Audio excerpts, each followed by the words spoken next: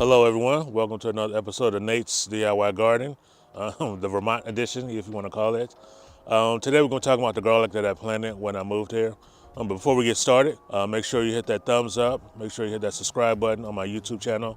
Also don't forget about my Instagram page, Nate's DIY Garden, and don't forget about my webpage, natesdiygarden.com. All right, let's get started. All right, so we moved here in September, not realizing I'm kind of settled on Kansas City time. I really didn't get the garlic in when I was supposed to. Up here in Vermont, it's a little different. So where we are in Northern Vermont, we're in zone 4A as far as the kind of the plant growing map. In Kansas City, it was 6B.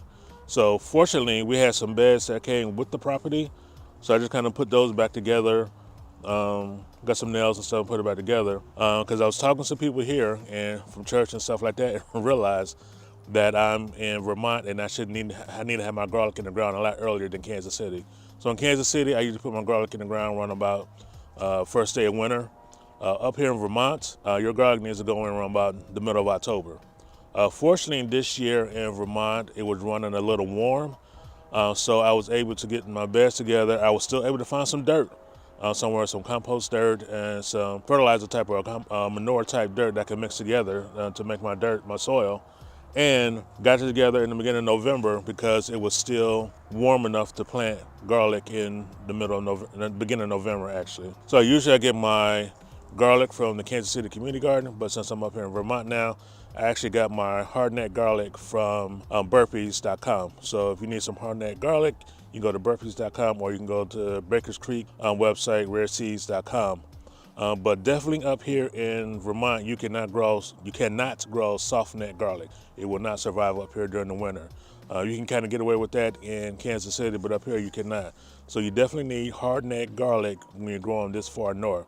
So I was able to get my garlic in around the beginning of November. It was like 60 degrees, which is like unheard of up here in Vermont when I planted it. About 50 or 60, a few days before until like that Sunday or Monday, and then the temperature dropped off. So I was able to get in the ground. I was able to sit in the ground for a few days before it actually freeze, for the dirt kind of start freezing. We start getting freezing temperatures. So if everything takes, I should have like 45 to 50 bulbs of garlic. So we'll see how that works. Because like I said, this is my first time doing in Vermont. I put down the hardware cloth and I put cardboard at the bottom, put in some leaves, and then put the dirt on top of the leaves, kind of what my soil mixture looks like. So we'll see how that looks, but this is my garlic. From here, I will expand out and put the rest of the stuff in, so it'll be onions, collards, and stuff like that towards spring and March. But I just want to show you what I got started. So again, it was good to have these two raised beds here right away, so I was able to get that stuff in and get the dirt in and get the garlic in. So we'll see how it goes. But I just wanted to do this video to show me planting garlic and understanding that so next year I won't be able to do it in the beginning of November. My garlic will be planted somewhere in the middle of October if the weather holds true like it should in Vermont.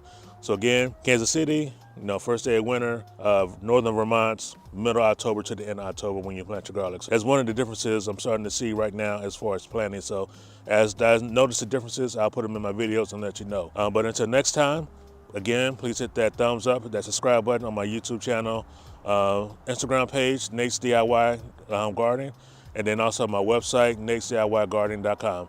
Until next time, we'll see you later.